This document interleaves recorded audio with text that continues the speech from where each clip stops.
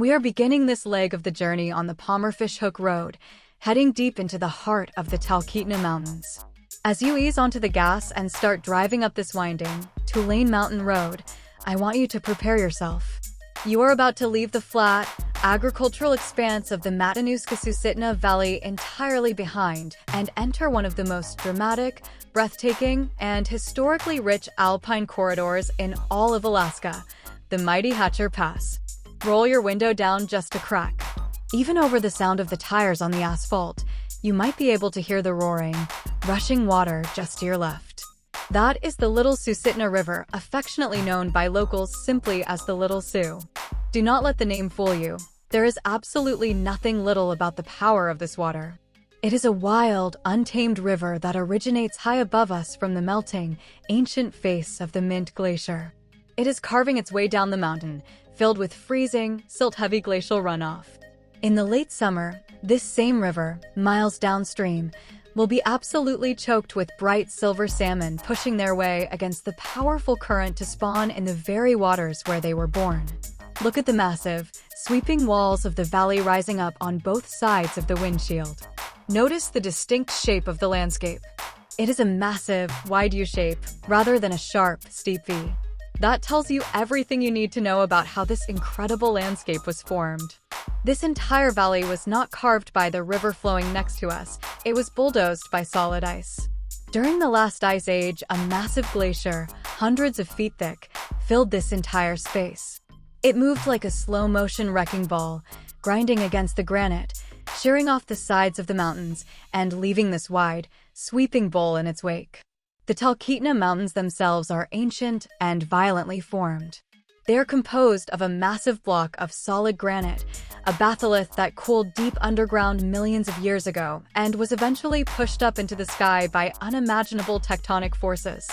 The jagged, imposing gray peaks you see towering high above the tree line are the exposed, weathered bones of the earth. As we drive this first long stretch, take a look at the trees crowding the side of the road. We are still at a relatively low elevation, so you are driving through a dense, dark boreal forest. Thick stands of black spruce and paper birch line the road, their branches draped with pale green old man's beard lichen, which is a highly sensitive organism that only grows where the air is incredibly pure and completely unpolluted. But watch carefully as we continue to climb. Over the next few miles, you are going to witness a dramatic, rapid shift in the entire ecosystem. As the elevation steadily increases and the air gets thinner and colder, these towering trees will begin to shrink. The massive spruces will give way to thick, impenetrable tangles of alder bushes, and eventually, the vegetation will disappear entirely.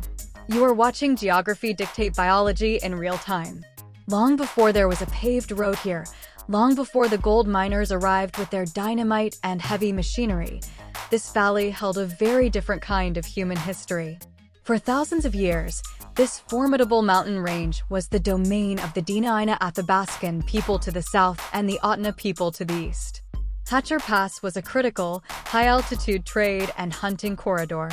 In the late summer and early autumn, when the weather stabilized and the alpine tundra was flush with life, groups of indigenous hunters would make the grueling trek up into these high valleys.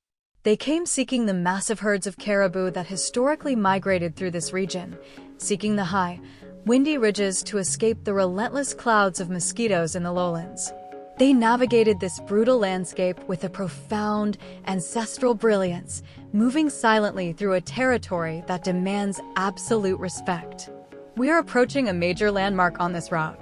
Coming up on your right is the turnoff for Archangel Road. We are going to continue straight past it on the pavement, but I want you to know what lies down that dirt track. Archangel Road leads deep into a side valley that looks like a scene straight out of a high fantasy epic. It takes you to the trailheads for Reed Lakes and the massive granite spires of the Talkeetnas. It also leads to the Bomber Glacier, named after a tragic military plane crash that occurred there during the 1950s. The peaks down that road are sharp, towering monoliths of solid granite that attract extreme rock climbers and mountaineers from all over the world. But right now, we are staying on the main road, pushing higher and higher toward the summit. The road is going to start getting steeper now. It begins to wind and twist, tightly hugging the side of the mountain. In the summer, under the glow of the midnight sun, this is a beautiful, scenic drive. The asphalt is clear, the sky is vast, and the views open up beautifully with every single switchback. But I want you to completely change your perspective for a moment. I want you to imagine driving this exact stretch of road in the middle of January. Hatcher Pass in the winter is a terrifying, unforgiving place. The snowpack here routinely reaches 15 to 20 feet deep. The wind screams down off the surrounding glaciers, creating massive, whiteout ground blizzards that reduce visibility to absolute zero. This specific section of the road is heavily prone to avalanches. Thousands of tons of snow can break loose from the peaks above without a single second of warning, roaring down the mountainside at 100 miles an hour and burying this asphalt under 40 feet of packed, concrete-like snow. The state regularly has to close this road in the winter, and they literally use military artillery cannons to intentionally shoot the mountainside, triggering controlled avalanches so they can safely clear the snow with massive rotary plows. Maintaining this road is a constant, violent battle between human infrastructure and the raw power of the mountain. Look around you now. Notice what is missing. The trees are completely gone.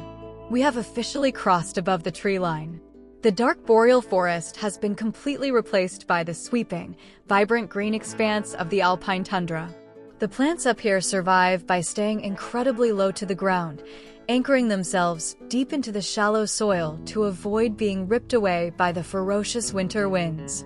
If you drive this route in July or August, this tundra is an absolute carpet of brilliant color. You will see bright pink fireweed, deep purple monkshood, and endless patches of wild alpine blueberries.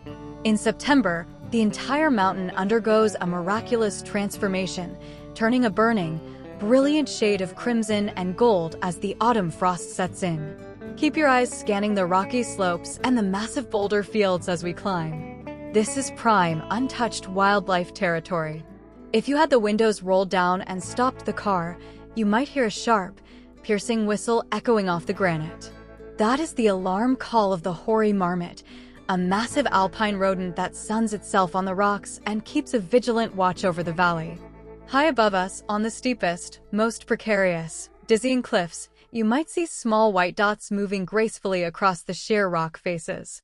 Those are doll sheep, the incredible mountain acrobats of Alaska, perfectly adapted to live on the absolute edges where wolves and bears cannot follow.